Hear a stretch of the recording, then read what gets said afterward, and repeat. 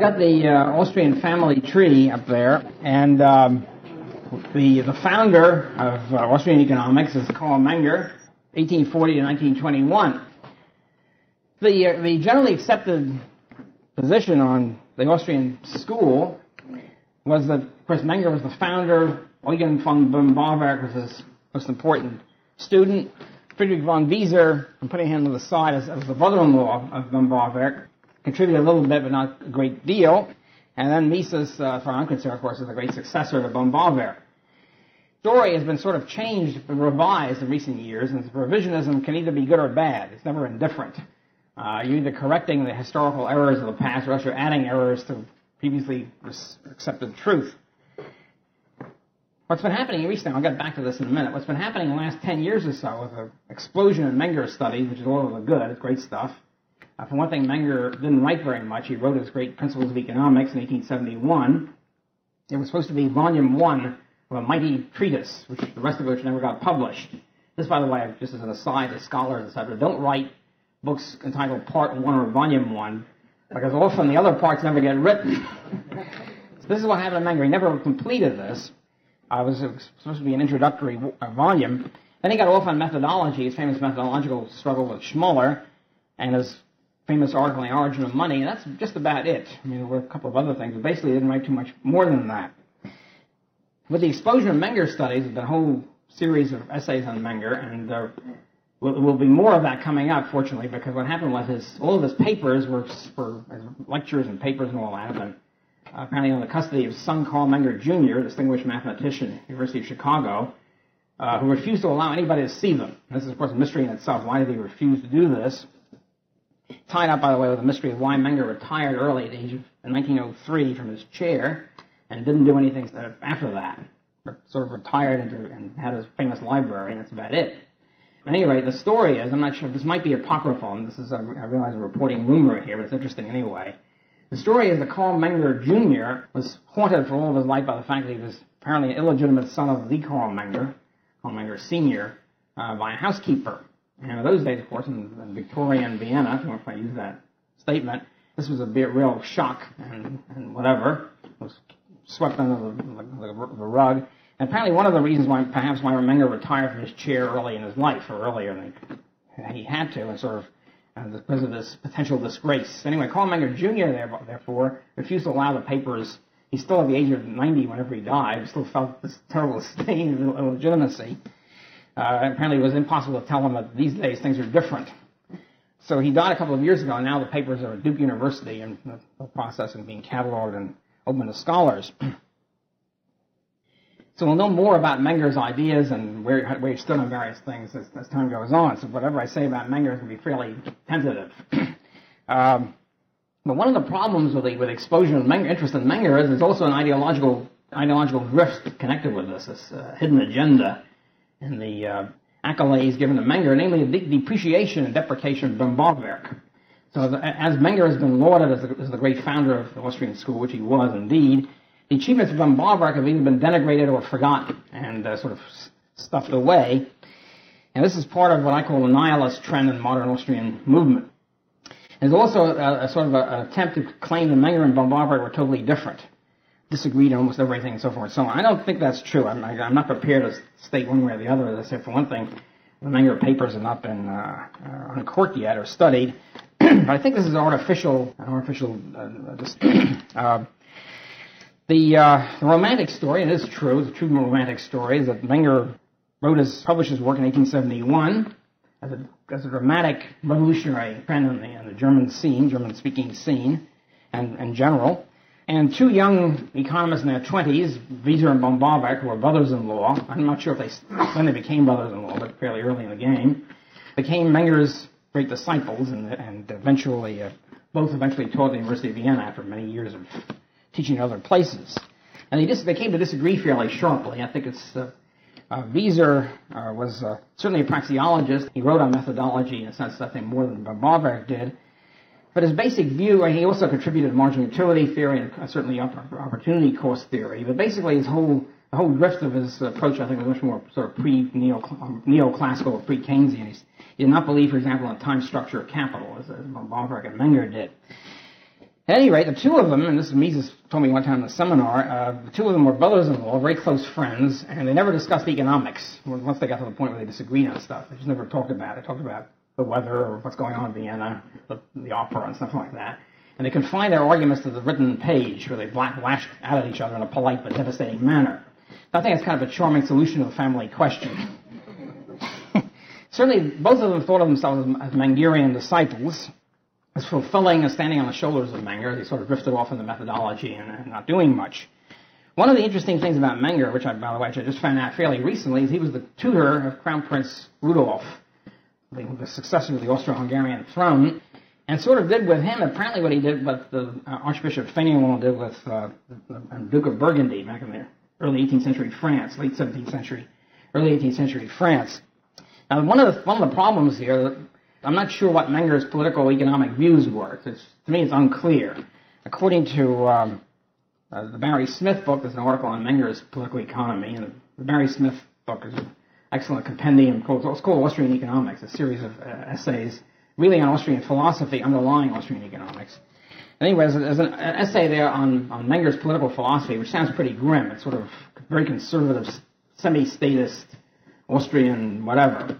According to Eric Streisler, on the other hand, I just met with him a couple of weeks ago in Austria. He claims that Menger's lectures, it's clear from Menger's lectures, unpublished, of course, he was really a hardcore laissez-faire person. So I leave that up. I mean, I have no way to resolve this yet. At any rate, those are two views about Menger. And what the Meyerling approach was, apparently Menger tutored Crown Prince Rudolf in laissez-faire doctrine. Since Crown Prince Rudolf was the successor of the Austrian throne, the idea was he would then take over and impose classical liberalism or laissez-faire liberalism from above, so to speak. I mentioned Archbishop Fénelon because that was his plan of how to bring laissez-faire economics and politics to France. Here they were living in the absolutism of Louis XIV. It was sort of the epitome and apogee of absolutism and mercantilism, all the rest of it. And here's Archbishop Fénelon, who was a laissez-faire, anti-war, anti-militarist, everything, all the rest of it. And what do you do about it? How do you convert the king? The idea of building a mass movement was considered bizarre. I don't think it was considered thinkable in late 17th century France. Previous mass movements have been wiped out by the French monarchy. What Archbishop Fénelon decided to do was get a hold of the crown prince, the Dauphin, who was going to be the Dauphin, was the grandson of Louis XIV, was supposed to take over the throne of France and convert him. He was the Duke of Burgundy.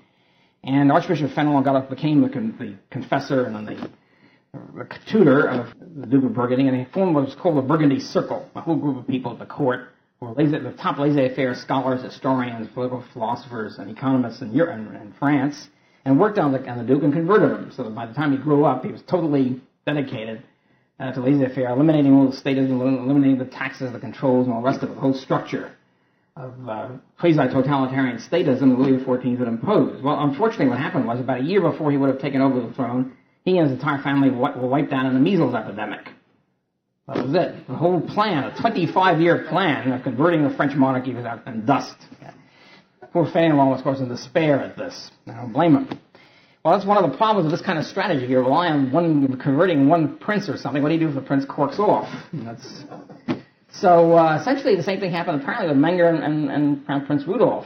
There's also some Meyerling revisionism. Those of you who are interested in historical revisionism, this whole area, since again I don't really know German, there's very little written on this in English. But apparently there's a whole wing of course, the Orthodox view, as you all know from the Charles Boyer picture or whatever, or later movies, was that the Archduke Rudolf committed suicide and killed his lover and whatever, in I guess 1889. There's other wings, other much more interesting revisionist views, one of which that he was committed suicide because he was laissez-faire was losing out, or whatever, or coming war in Europe. The other one, much more interesting one, which Leland Yeager, by the way, is convinced of, is that he was murdered by the statists in the Austrian court who didn't want him to take over. So I leave that with you for further research if you're interested in pursuing Meyerling revisionism. So apparently one of the reasons why Menger sort of lost interest in scholarship and didn't do much in his last 20, 30 years of his life is because of the death of Crown Prince Rudolf, the end of the Rudolf experiment, so to speak. To set the stage of the revolution Menger effected, indeed, and Menger and Böhm-Bawerk, the Austrian Revolution, is that he was reacting against, of course, the historical school, which was dominant in German-speaking countries, headed by Gustav Schmoller, who believed there were no economic laws, partly because he was interested in building up the state power in Prussia and the rest of Germany, and it was inconvenient to have any economic laws out there which might contradict or confound government decrees and actions.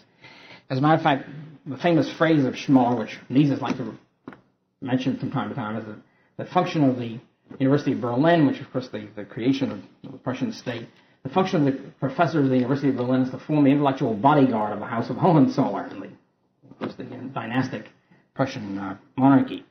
And when Menger's Principles of Economics was published, it was greeted with hatred and of course, some bitter derision and hatred by the Schmollerites, who began to organize a cadre campaign against it. And then Menger got caught up in this methodological conflict, explaining why there is such a thing as economic law and why it's not just historical bound and all the rest of it. What Menger did in this Principles is to really revive the continental tradition, scholastic economic tradition of Catalan and Turgot in 18th century France, the tradition, of course, of subjective value theory, of individual action. It's really, of course, a praxeological work. Focus on individual action and individual expectations and acting through time. And in fact, of course, the consumers valuing the good determine the price of the good and also determine the value of the factors of production. So the whole basic outlines of Austrian doctrine were in Menger's Principles. They weren't fully worked out, but they were sort of in there. And they were essentially a revival and a development of the scholastic, medieval, late Spanish scholastic and 18th century French tradition. Well, there was, as I say, there's the fight in Germany, German-speaking countries, there was the fight with the Schmollerites. In England, of course, there was classical economics, which the Austrians never really grappled with too much because they were much more concerned with grappling with Schmoller. It's kind of a sweet thing that happened with me in the seminar. The one time we really had an argument. It was a very friendly argument. We were arguing about my deviation, one of my major deviations from Mises, which was on monopoly theory. And I was claiming there's no such thing as monopoly on the free market.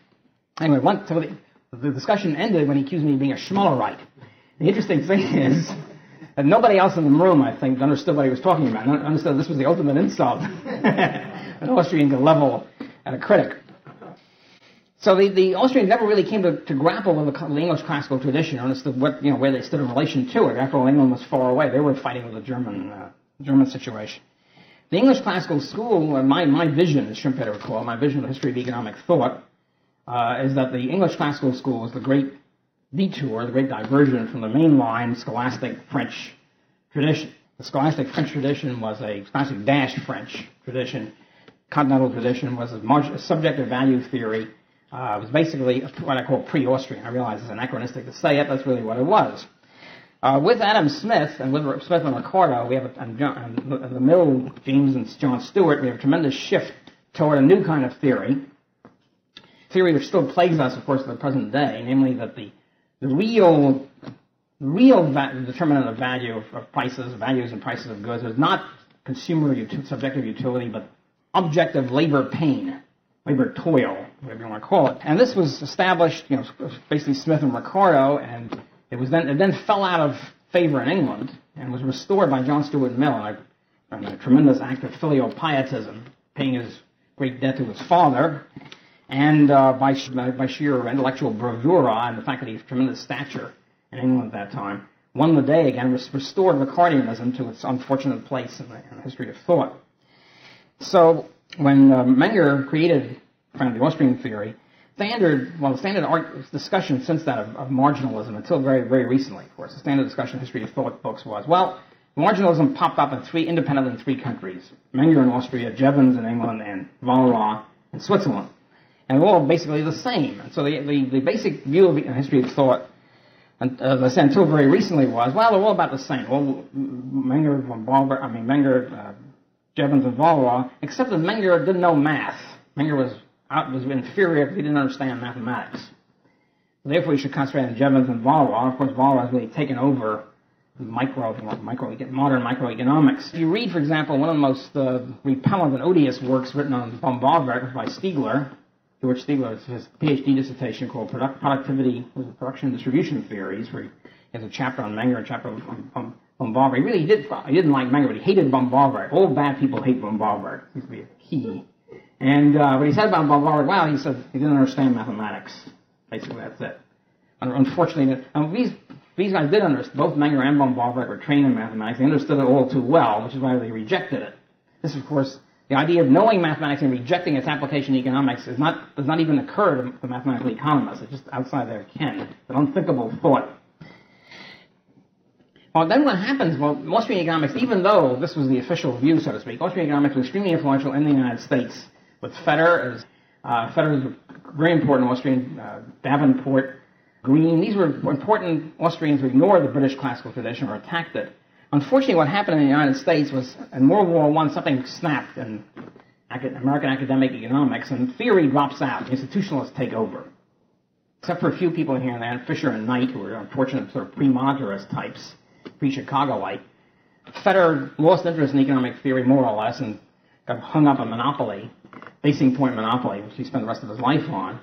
So, unfortunately, this left a vacuum, and institutionalism poured in. So the American, a dumb variant of the Schmoller historical school. It means historical school people with no knowledge of history or social science or anything. So these are the guys who sort of took over academic economics and left a theoretical vacuum in American economics.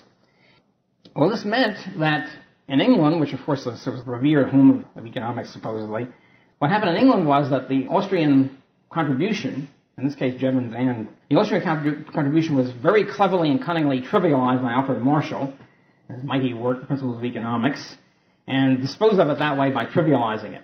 And from then on, Austrian school was not considered, not even mentioned, thought of by English economists, by Cambridge economists, or by anybody else in the English tradition. And I grew up, I cut my eye teeth on Marshall. We had a very interesting college seminar, senior seminar. We spent the entire year on Marshall, going through every chapter. And it was very interesting. So I recommend it especially if there's nothing else to read. Certainly better than Keynes. But it was very interesting because that was considered economics. And what he did with Marshall utility theory, he trivialized it. He said, well, it applies. It's interesting. It fills a gap in the Ricardian program because Ricardo really didn't consider consumers. It sort of explains consumer demand, and that's it. And we finish it off. Because, of course, as you know, the famous Marshallian scissors, every price is determined partly by demand, that's the demand blade, and the supply blade, or the cost blade. Of course, the really important thing is the cost blade, because that's the long run, the real gutsy thing, the equilibrium thing. Whereas consumers are sort of, they're sort of the creatures of caprice and whim, and they change their minds all the time, the hell of it. And so the really important thing about economics is the cost. And the real important thing about cost, of course, is labor pain, or back to Ricardo and Marx and all the rest of it. It was a very clever device that he used. You can't say he ignored Marshall utility, he just trivialized it. Encapsulated in a couple of appendices or whatever, and that was it. I remember when I was taking history of thought at Columbia. In those days, the Columbia Graduate School was a very high top department, no question about it. It had not fallen to its present sorry state, ranked among the top 3 graduate schools. And my professor was J.M. Clark, a revered figure. I asked him, I said, well, I didn't know anything about Austrian. I asked him about Jevons. I knew Jevons was something important. I don't have to read Jevons. He said, it's all incorporated into Marshall. I'm sure if I had known about Austrians, he would have said the same thing about that. So that sort of shoves everything aside. Marshall then takes care of everything else. And this was before the Keynesian takeover. This is the Marshallian takeover. Of course, the Keynesian takeover is really part of that, in a larger sense, since Keynes was Marshall's student. So, all right, to sum up Menger very quickly, now, what did he contribute? Again, he essentially brought back or developed the scholastic tradition, the praxeological method, the focus on individual action, entrepreneurship. All this comes in, of course. Time, the time structure of production, the focus on individual, the fact that individual values by consumers our expected values of consumers determine the value of the factors of production entrepreneurs are willing to invest in. The whole Austrian framework. If you read Menger, you know you're reading an Austrian book. It reads differently. Austrian books read differently, look differently, smell different from neoclassical books. One thing is no math in them, very little. But they're clear, they're logical, they proceed step by step. There's no sort of sudden flights of abstract fancy, not grounded in actual individual action. But what about Böhm-Bawerk? What Böhm-Bawerk did was he developed this outline, which Menger contributed. In particular, developed the value theory, developed the value and price theory, very important, this famous marginal pairs, the horses, you know about the horses, the first horse and the second horse and all that, developed the law of diminishing marginal utility brilliantly, and of course developed the entire capital interest theory. He was the one who rescued capital interest theory from neglect. And as I said, it always was considered that Böhm-Bawerk was the mainline Mengerian. And It's only the last 10 years or so when bohm-bawerk has been deprecated by Lachmanians and other people saying, no, bohm-bawerk is an evil Ricardian. Menger was the only true Austrian. I think it's a current fancy which has been developed. I don't think anybody before that ever thought that, including Menger or Böhm-Bawerk. Now, there are attempts, Erich Streissler, for example, has attempted to say, no, there are tremendous differences between Menger and Böhm-Bawerk. Menger, for example, when he retired his chair in Vienna, conferred the chair upon, there's only one person can hold a chair at one time, he conferred it upon Wieser. Presumably liked Wieser better. It still doesn't really establish much. But he said various things like he didn't like Böhm-Bawerk's capital theory. Terrible mistake. Okay, terrible mistake. So what does that mean? The Streissler view is that, he's written several articles on this, is that, he said that it means that he didn't believe there is such a thing as he believed in time preference. We know that. We know Menger said that time preference was important. But somehow he didn't believe the time preference was reflected in the rate of interest. There was no rate of interest. There's too much of equilibrating thing. Only 2,000 rates of interest around. There's no one rate of interest. There's no tendency toward it.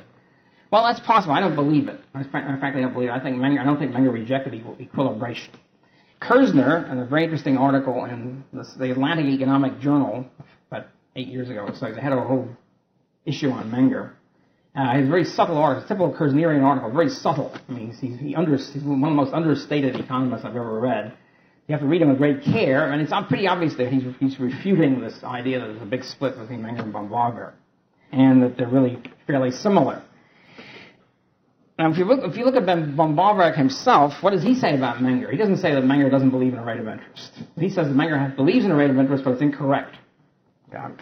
Böhm-Bawerk said, by the way, I recommend Böhm-Bawerk highly. He's one of the great, I love reading Böhm-Bawerk. He's great, one of the great, probably the great polemicists in the history of economic thought. Sits down with different economists and very patiently, paragraph by paragraph, page by page, demolishes them in a very polite manner. So left as rubble.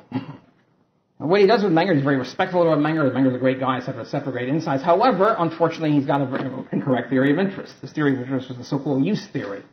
But somehow, and he explains it very, very usual brilliant, lucid manner, that Menger somehow believed that when you buy capital goods, when you buy factors of production, you pay a price for them, as Roger said today. But you're also doing something else. You're also paying an extra surplus for the use of the factors of production, for the disposing of the factors of production.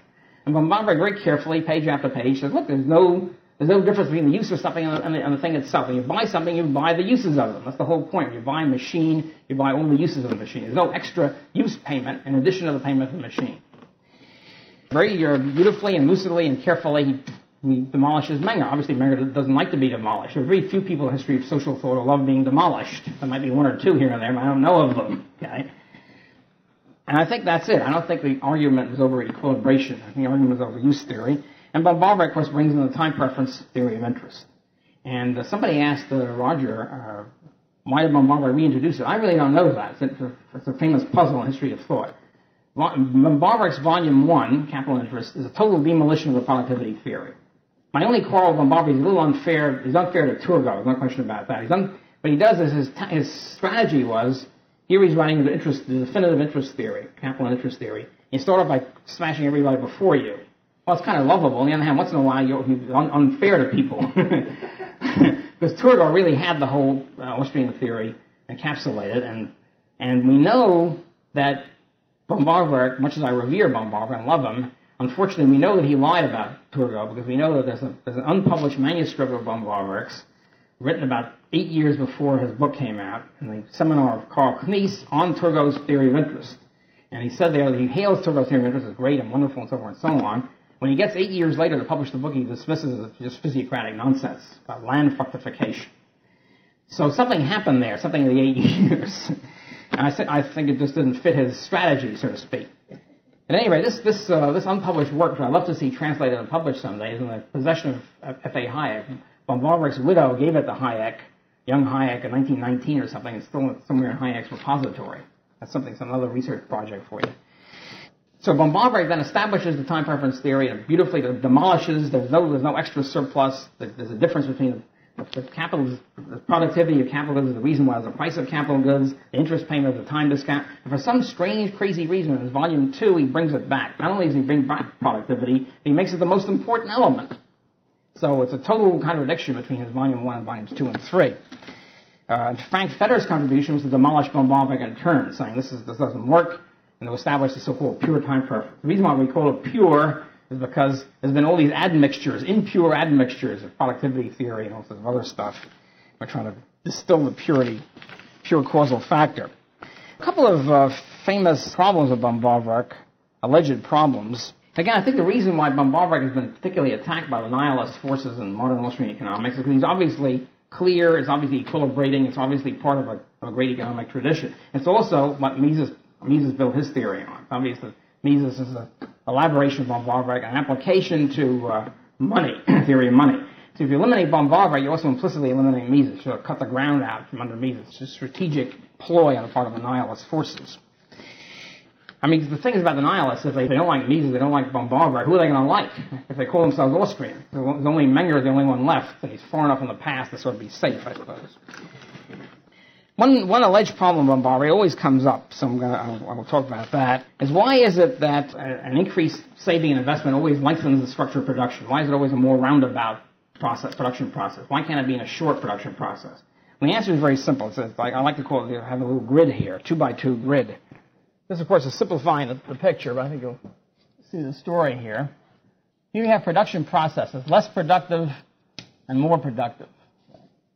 I mean, in reality, of course, there's a whole spectrum of productivity. I'm making it a 2x2 grid here.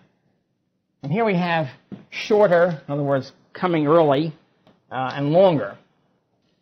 Well, if a process is very short, if it takes like 5 minutes, and very productive, it's going to be used already. It's not a problem. It's like manna dropping from heaven. If you have manna dropping from heaven, or the shmoo, if you remember the early Al Cap, the shmoo is infinitely productive, can be used for anything. Well, obviously, you're going to snap it up. I mean, it's already going to be used. So that is no longer a part of human action. Whatever is there has already been used up. Okay. On the other hand, if a process is very long and produces almost nothing, it's not going to be used at all. Only morons would use it. I mean, in other words, if it takes you 50 years to produce one widget, you're not going to do it if you have any brains at all. So this is out of the picture too. So you toss out the long, unproductive processes and the short, very productive processes. You're left with two things. You're left with short, less productive processes versus longer, more productive. And so when you save and invest, you decide when you're going to give up early consumption and up for longer but more productive processes. That's why more saving investment is always a longer process of production. It's very simple if you look at this grid work. And of course, he's got the time structure of production, wonderful analysis of capital and interest. Another thing I should say about Menger and Böhm-Bawerk and the milieu they were involved in, it's not an accident. I think it's Emil Kauder, I think, was the first one to analyze this and point this out. And I think he's actually on the ball. Is that it's no accident that the value climate, the epistemological value and value climate in Austria is completely different than it was in Germany and Britain. Namely, in short, Austria was Catholic and always had been Catholic, whereas northern Germany was Protestant, and England, of course, was Protestant. And what this meant in epistemological and value terms is that in Austria they still continued to read Aristotle in the high schools till very late. Certainly by the time Menger and Böhm-Bawerk were growing up. They were steeped in natural law, natural rights, and Aristotelian epistemology in general. Northern Germany and England and Britain were influenced by Calvinism and Protestant evangelicalism, which tossed out the so-called scholastic method. And in addition to that, of course, Aristotle was not read. Hegel, of course, was Protestant or some form of Protestant. So we have the Austrians steeped in a very different tradition, religious and philosophical tradition, than either the Germans or the British. And the new book edited by Barry Smith, the very interesting thing about that is he points out his best article there is one by Smith himself on the philosophical climate of Austrian economics. He points out not just that they were reading Aristotle, but the big philosopher of Austria was Franz Brentano, who was an Aristotelian realist, who was the guy read all the time, all over the place in Austria. And also points out that Menger's principles, he has paragraphs from Menger and paragraphs from Brentano showing they're almost identical in their basic epistemology. Their view of natural law, their view of essences of, I think, so-called exact law, the essences of action, the connected cause and effect. All these things are very close to Brentano. They knew each other, by the way. They interacted a lot. Their value theories were quite similar, too. The subjective value theory of Brentano was quite similar to that of Menger. So there's an interaction between the Menger and Böhm-Bawerk people on the one hand and the Brentano people on the other.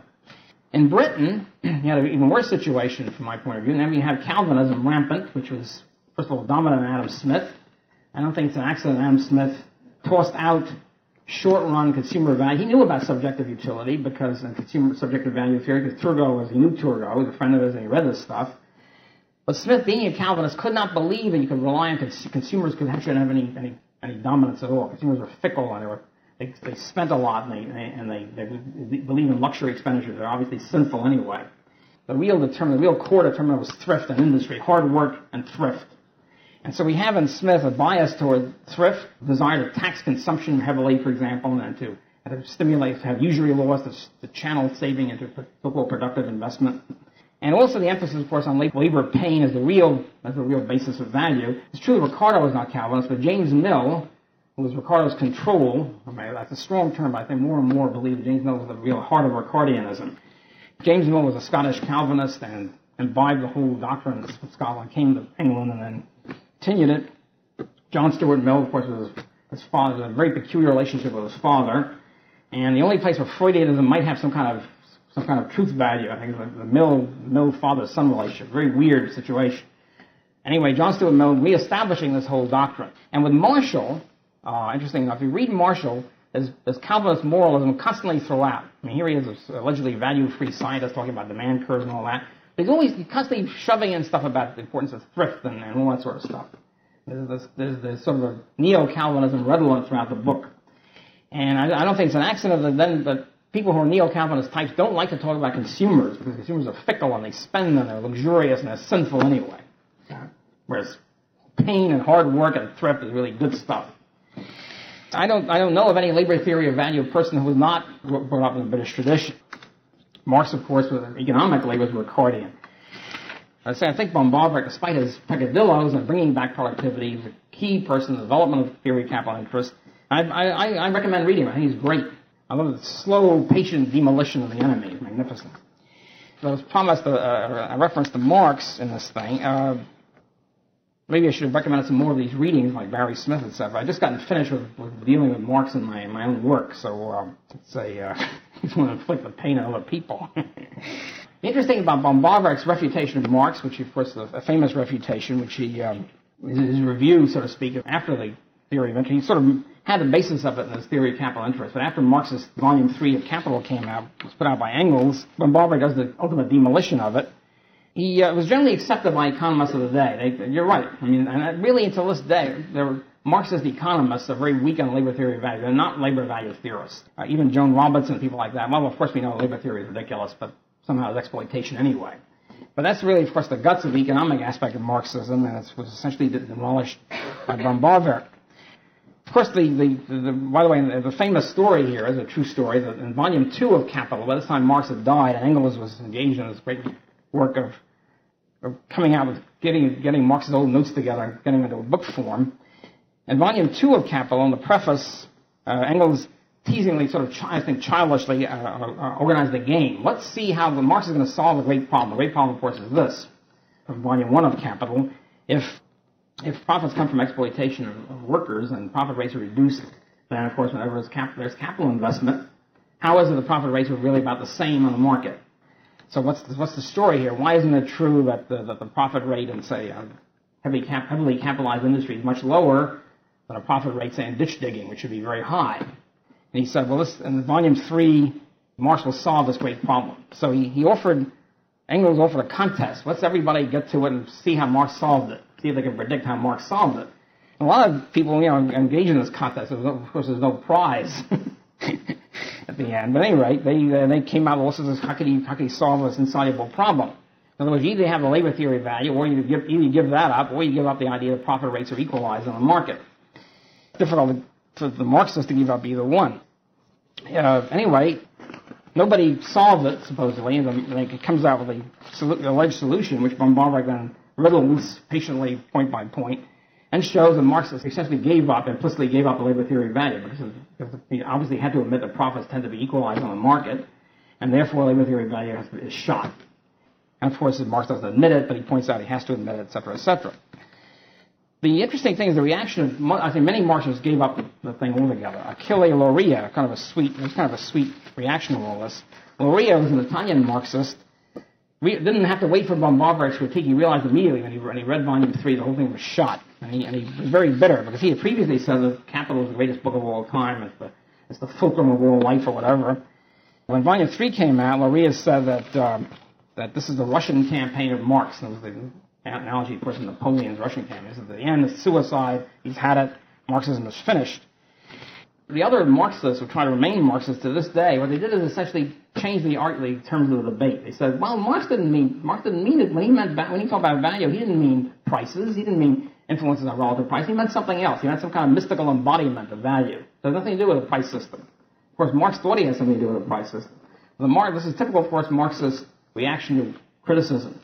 When predictions are made, when Marx makes a prediction, for example, the workers are going to get worse and worse off until they finally revolt, and obviously not getting worse and worse off, the Marxist reaction is, well, Marx didn't mean worse off, he meant relatively worse off to wealthier people. You shift the terms of the debate, you never be wrong, it's a non-falsifiable proposition. So the Marxist reaction to all this, those who continue to be Marxists, well, Marx didn't mean, he meant values in some sort of mystical sense, that the values were embodied by labor, and nothing to do with prices. Well, Marx, I don't think, meant that, but this is the fallback position. This is the position of Hilferding, for example, a so-called refutation of Böhm-Bawerk. Mises tells a story about Otto Bauer, who was the leading Austrian Marxist for many years, was a friend of Mises, at least for a while. And Bauer enrolled in Böhm-Bawerk's seminar for a couple of years in order to refute Böhm-Bawerk's refutation of Marx, to be the definitive refutation. He never did it. And he admitted to Mises one time, well, that's it. There's no refutation. The labor theory value is shot. And one interesting thing is, sort of a footnote to this saga, is that the most highly praised recent book on Marxism, which is by Thomas Sowell on Marxism, also takes the Marxist line that Böhm-Bawerk didn't understand Marx and he meant something else. And it's a strange book, because the Sowell book is essentially a pro-Marxist book which has been billed by propagandists as the definitive critique of Marxism. I leave that to your... It's kind of interesting saga. There's also a couple of charming quotes by Alexander Gray, my favorite humorous economic writer, historian of economic thought. And he's going through all this stuff. He's a marvelous book called The Socialist Tradition, where he's going through all the socialists. He talks about the attempts of various Marxists to try to explain why Marx didn't really mean value. What did he really mean when he talked about value? He takes off on G.D.H. Cole's book, which is called What Marx Really Meant, and tries to explain this, etc. So here's a charming quote from Gray. See, this is a critique of Cole. The identity of value and embodied labor was surely something Marx thought he had proved, which therefore required proof in the opening pages of Capital. If the identity of value and labor is a matter of definition, as the neo-Marxists said, an assumption, then at least we know the meaning Marx attaches to value. But in that case, the pretended proof in the opening chapter is mere eyewash, since one states but does not prove definition. So if the whole thing is simply a definition, well, it's value because I say it is, why does he go through the whole book? Also, in that case, he adds, it is to be feared that the whole of Capital, resting on an arbitrary definition which implies the conclusion to be reached, is an example of wandering vainly in a circle, even more than the most critical critics have thought possible. If, on the other hand, the identity of value and labor is a matter of proof and not of definition, we have still left to grope for the meaning Marx attaches to the word value. To conclude with Ray on Marx's value theory, to witness Böhm-Bawerk or Mr. Joseph, H.W.B. Joseph wrote a book on labor theory, value, and Marx. To witness Böhm-Bawerk or Joseph carving up Marx is but a pedestrian pleasure. For these are but pedestrian writers who are so pedestrian as to clutch at the plain meaning of words, not realizing that what Marx really meant, Cole, has no necessary connection with what Marx undeniably said. To witness Marx surrounded by his friends is, however, a joy of an entirely different order. For it is fairly clear that none of them really knows what Marx really meant. They are even in considerable doubt as to what he was talking about. There are hints that Marx himself did not know what he was doing. In particular, there is no one to tell us what Marx thought he meant by value. And I think that's, I sense the last word on Marx, because I think the entire, that's a whole other saga. The entire Marxian canon is essentially a prophetic religious movement of a weird kind. What I'm advocating here is essentially back to Böhm-Bawerk. I'm going to put that on a sloganeering term. Böhm-Bawerk has been denigrated. He essentially fulfilled the Mengerian mission and applied Mengerian Austrian economics to capital and interest, and successfully so, I think. And then Fetter, of course, I'm going to add him to the arrow here, and then Mises. So I think that's basically what I want to say in the lecture, and give me a few minutes, but we'll wrap it up now and go for questions. Thank you. Marguerite. My impression is that Böhm-Bawerk was and Mises had differing approaches and feelings about governmental bureaucracy. Do I have that Mises essentially was more tolerant of it? More tolerant of it. More tolerant of bureaucracy? I don't think so. I think we're pretty similar. I mean, Böhm-Bawerk, I should say about Böhm-Bawerk, he was not a pure academic. Menger, too, was a civil servant, a member of parliament. Böhm-Bawerk was Minister of Finance. I think Menger was Minister of Commerce for a few years. Böhm-Bawerk was Minister of Finance several times. He sort of alternated a seminar, a professorship, and Minister of Finance. He was the one responsible for going to the gold standard, and generally a free market type. I don't think he didn't engage in political economic analysis as much as Mises did. That's basically, I think, in the same area.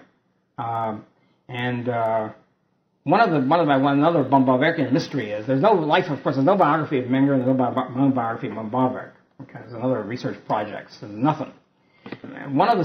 Böhm-Bawerk died fairly young. He died immediately after World War I broke out. And the story is he might have committed suicide. Well, Mises thinks he was very depressed because the wars meant the end of Western civilization, as far as he was concerned. And there's also a story he might have committed suicide as a result of that. So that's the whole question about, the whole world was falling apart. Indeed, it was falling apart. Whole classical liberalism and peaceful world, peaceful Europe, and so on and so on. I think their views are fairly similar. I don't think Böhm-Bawerk didn't have much time for much except these 3-volume work and the different editions of it and different various journal articles. So basically, he too was wrapped up in statesmanship. I'm not sure what his theory of bureaucracy was. Again, this is the whole thing. I don't know if there are Böhm-Bawerk papers. There must be Böhm-Bawerk papers somewhere. I'm not sure where they are. Something to be explored. Yeah, Jeffrey. A couple of things about Menger. Mm-hmm. Hayek mentions in his introduction to the principles that Menger was an activist in the Liberal Party. Mm-hmm. And maybe that'll help give us an indication of his policy. Well, I'm not sure. But it could be, I guess liberalism was many things. It could be laissez-faire liberalism, or it could be some sort of very moderate. I'm really sure. They say Streisler claimed he was a hardcore laissez-faire liberal.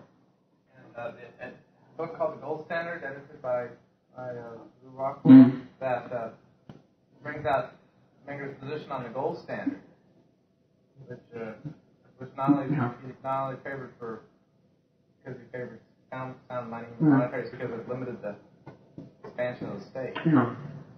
That's probably true. But he also has some status remarks in his book on money. So he is evidently somewhat of a mixed bag in that respect. Who is the Rothbard? The fellow who wrote in the Barry Smith book on Menger's political theory, political views, keeps talking about the Austrian political theorist, EOTVOS, with about 3 umlauts. I'm not sure how you pronounce it. But he sounded pretty statist to me. But I'm not, right? David, you know anything about Rothbard? Yeah, he referred to believe that the Austrian Empire should maintain its traditional custom, kind of have local control over things. And Eric Vogler liked him quite a lot. He was sort of a Burkean type conservative. Yeah. Actually, he was fairly influential at one time. He didn't have any particular views on economics, but I think he was more like suggesting that it was desirable to maintain the customs of the old regime. He definitely liked the Austrian Empire. He didn't want to have any democratic or national government. He was very much against nationalism. For whatever it's worth, remember that point that Slavager made in Vienna that Menger and Rudolph had co-authored anonymous political pamphlets. Well, that's right. I forgot about very that. hardcore anti-statist, laissez-faire. That's right. And that Rudolph got exiled to Budapest for. So, that's right. My God. Papers. Yeah.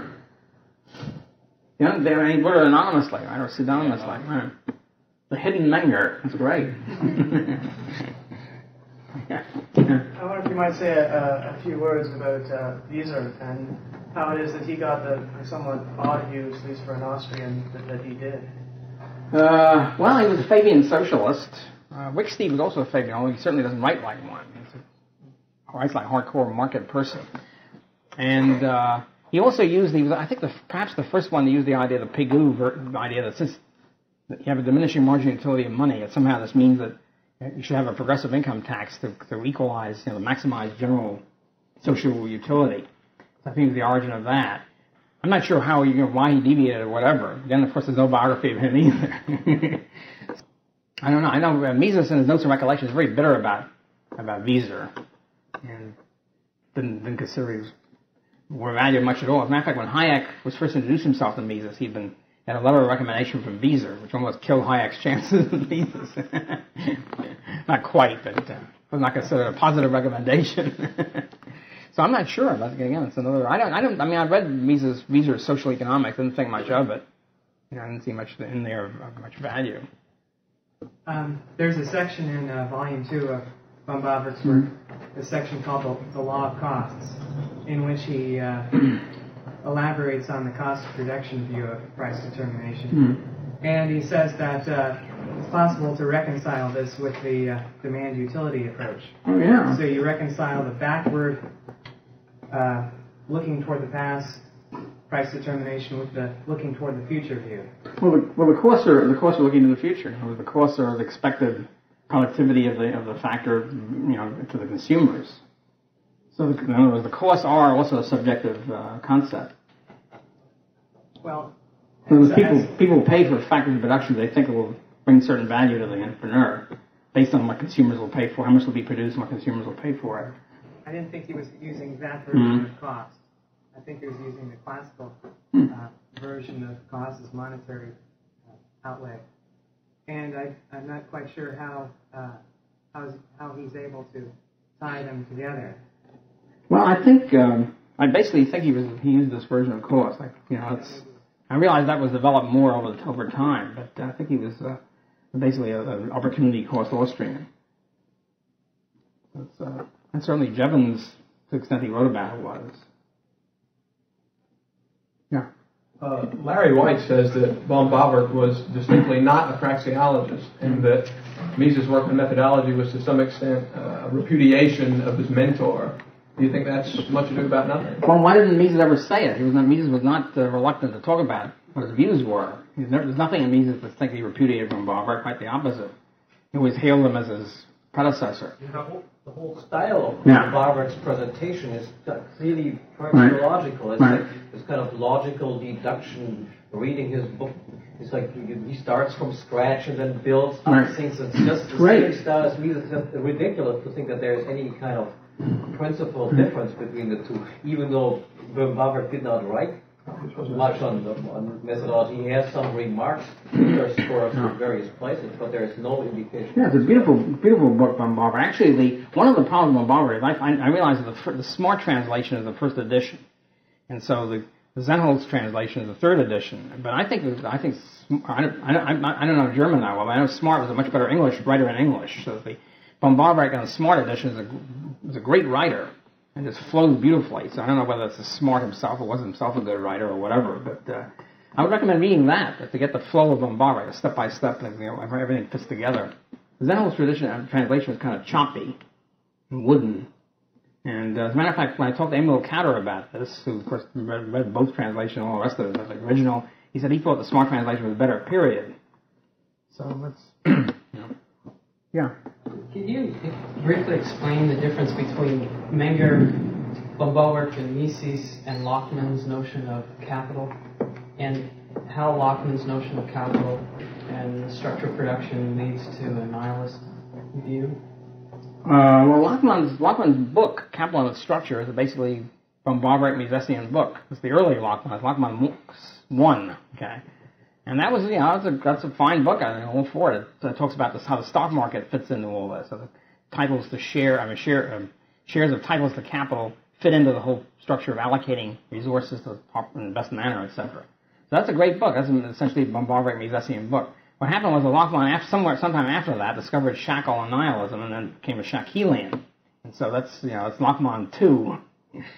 There's not much you can say about that except it's institutionalist. It's a nihilist and institutional. There are no economic laws. You can't predict the future. You don't know what's going on. It's all sort of chaotic, or kaleidic, as Lachmann likes to put it.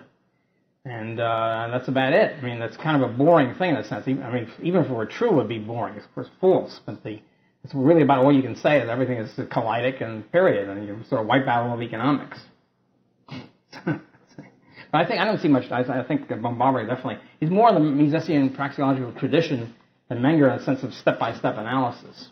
And everything flowing logically from the axioms. Yeah, Roger. Murray, earlier you said that you thought Böhm-Bawerk was unfair to Turgot. Mm-hmm. Would you say something similar to that about his treatment of Cassel and the notion of waiting and all that was? I don't know. I haven't really focused on it. I know Cassel was sort of aggregativist type, kind of a Fisher type, but and also didn't have the sort of the array view of the price index view, etc. But he might have been. He was. You can't. As I say, he had this idea that everybody before him has to be demolished, and once in a while demolishes somebody unfairly. And it might be with the only one he didn't do that with John Ray. But of course, John Ray was discovered after he wrote his first edition, and in 1903 or whatever, he came out with the edition. Then he hailed John Ray as a great predecessor. So, but by that time, he sort of established his strategy for the first volume. So it might be unfair. You can't, it's sort of you have to go back and check it. Yeah.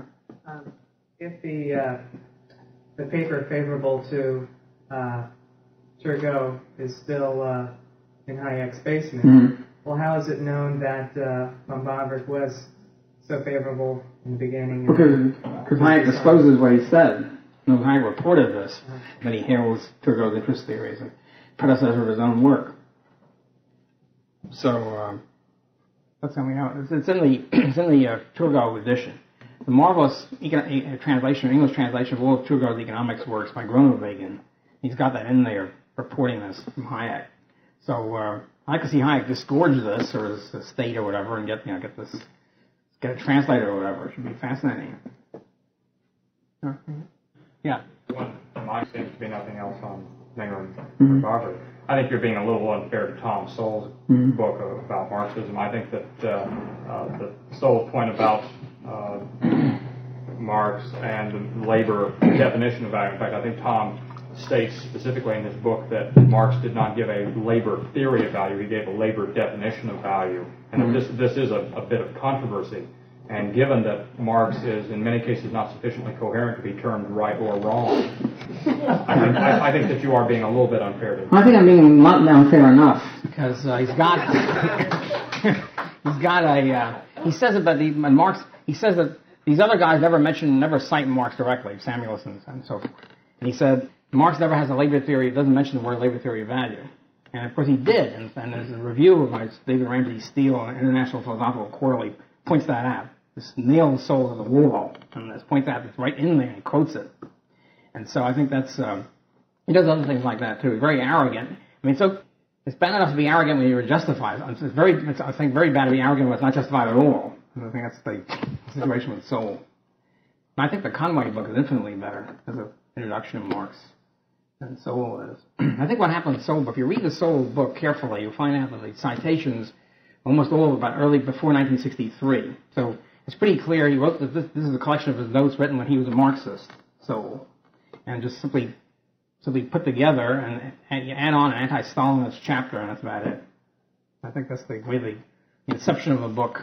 This is his annual book. This is his contribution last year. Yeah, Roger.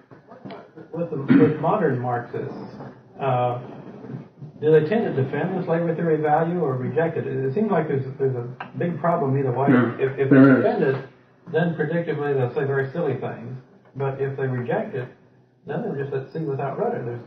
Everything collapses. Basically, they tend to reject it. What plays or what? I don't know.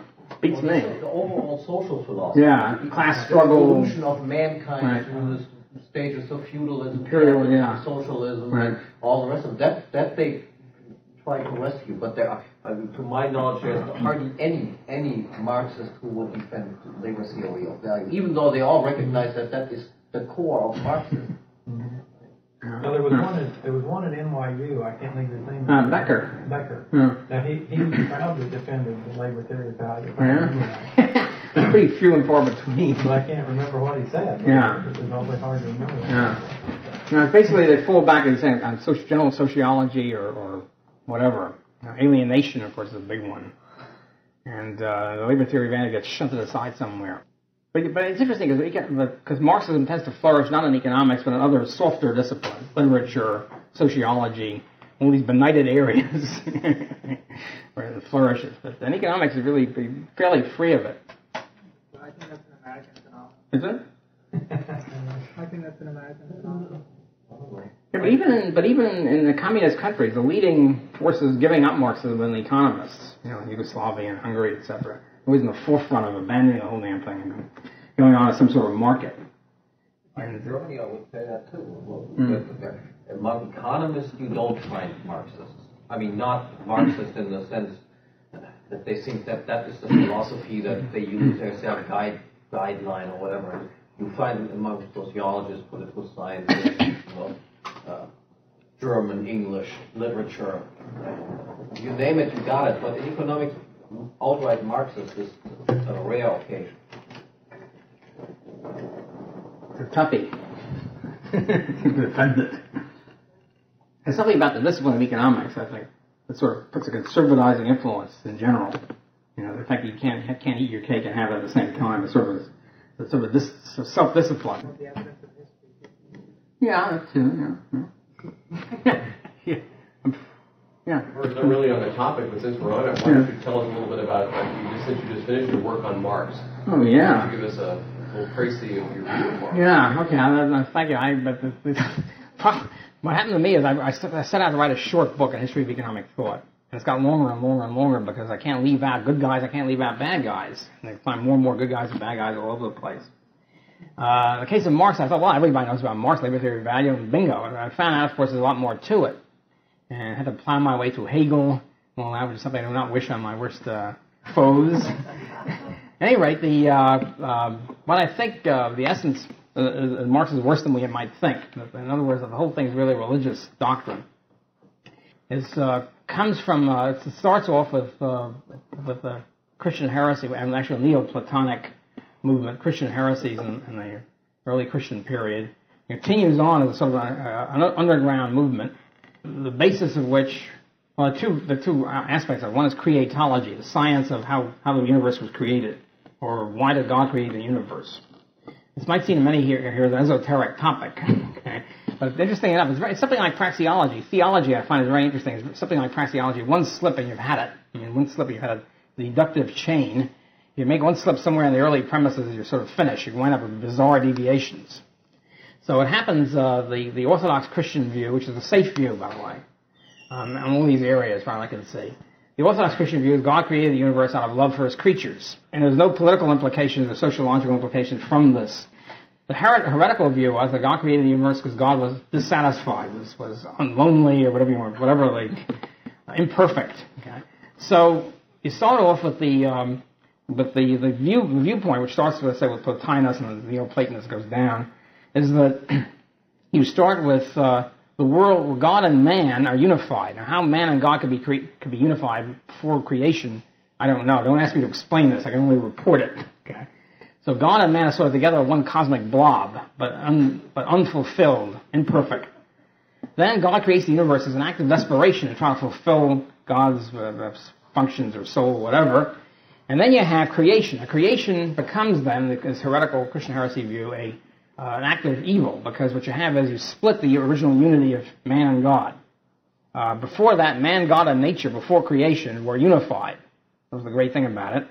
Then, with the creation of the universe, everything gets split into atoms and individuals and species and all the rest of it. So man, the collective capital M, of course, the species, is now cut off from nature and cut off from God. Okay? And of course, individual men are cut off from each other because they're really a part of a collective blob. So, at this point, the good thing, the bad thing about it is this is where the concept of alienation comes in. Alienation does not mean psychological disturbance because you don't like what's going on or something like that. Alienation is a fundamental act of creation, involved in creation itself. Man, God, and nature are alienated from each other. Okay?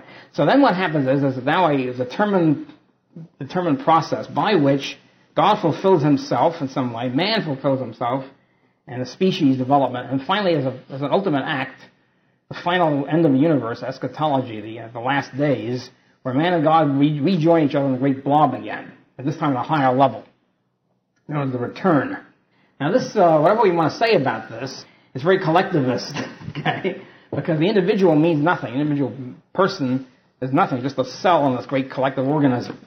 And so when you say man is progressing, it means the species is progressing toward this higher level, ultimate reunion with God. Okay? What happens later as things develop, okay, with this after the Christian period, Middle Ages, etc., this gets pantheized with Hegel. The entire Romantic period is a pantheization of this.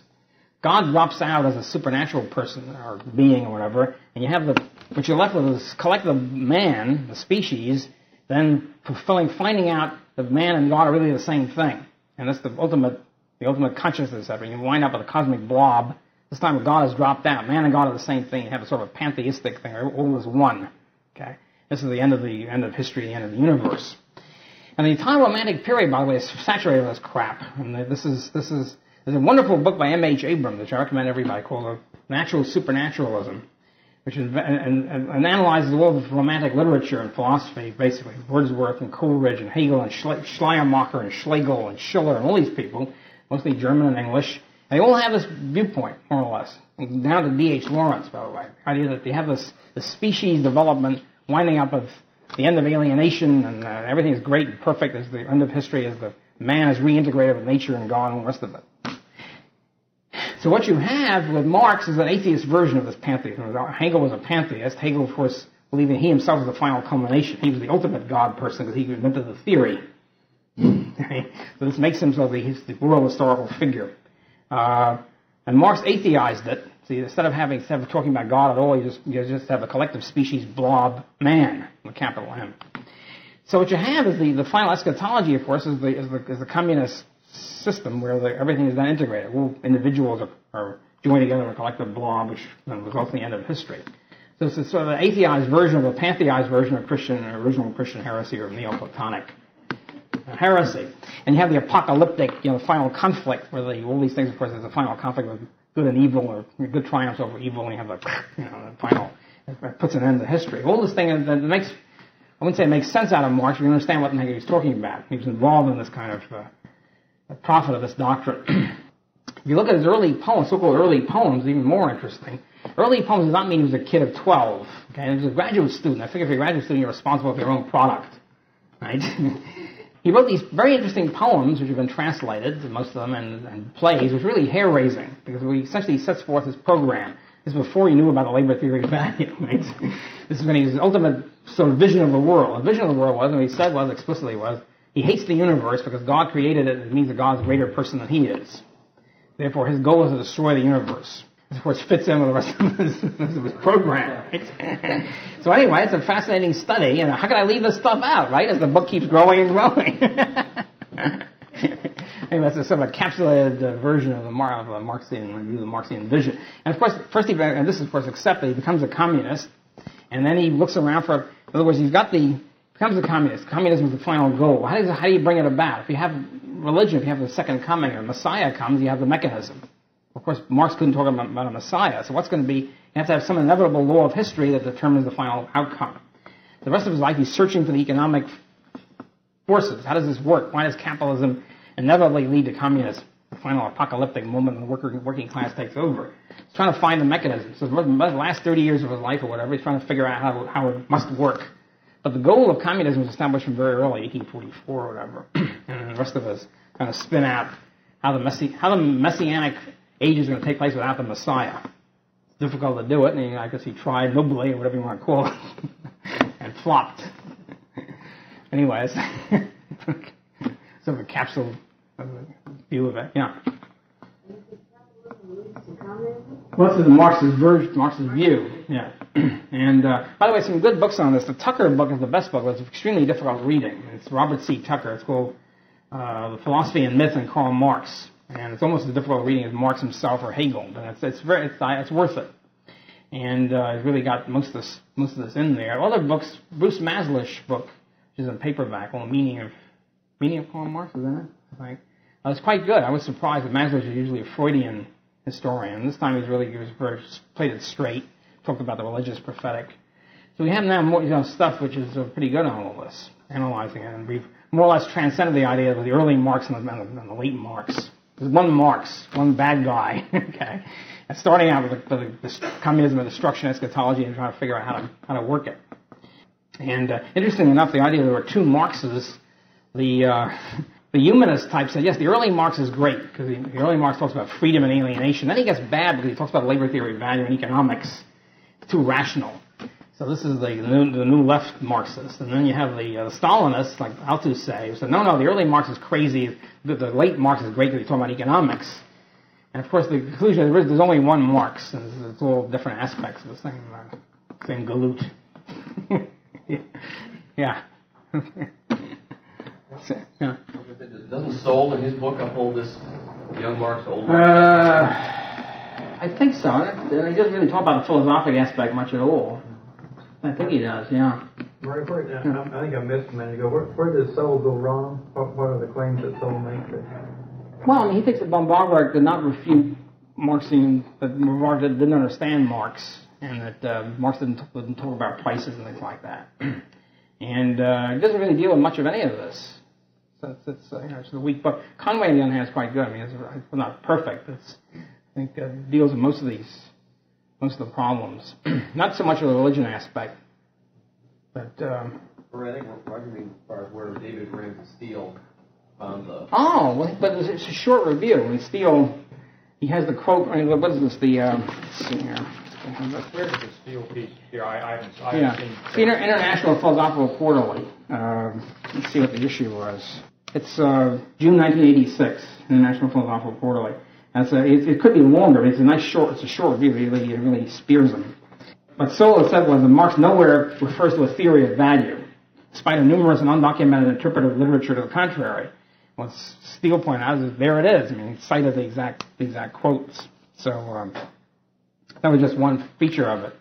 I'm sure Steele, if necessary, could work out a whole thing there. He's got a lot to say about the Sola book, one of his bête noires. So, of course, David wasn't a Marxist. Yeah, sure. Yeah, Marx. I have a couple questions.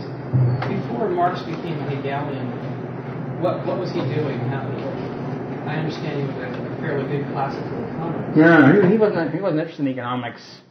His first wrote poems about destroying the universe. That was the first step. And then he became Hegelian. Okay. And economics really comes in much later when he's trying to figure out, let's say, what the path is toward the allegedly inevitable communism. My other question is, I've heard, and I can't remember where, a number of times that Capital was really written by Hegel, and that Marx just... Written by Hegel? Had Marx stick his name on it with Hegel.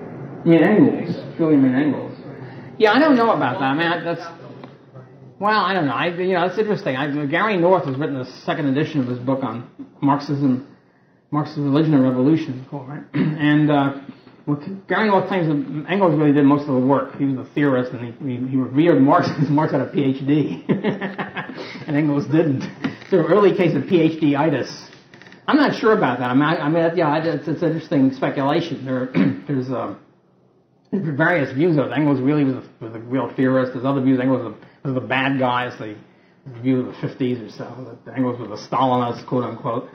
I'm not really sure. I mean, it needs more investigation if one is interested in investigating it, because the two are very close. They kept, and while Marx was alive, he read everything Engels wrote, and whatever. So it's sort of like a joint product. Also, there's a tendency to whitewash Marx by saying Engels is the bad guy. For example, the dialectical materialism question. It's a part of Marxism that Marxists don't like to talk about, because the idea that dialectical materialism applies to all of life. The cell negates the cell and all that sort of stuff. This doesn't sit well with most people.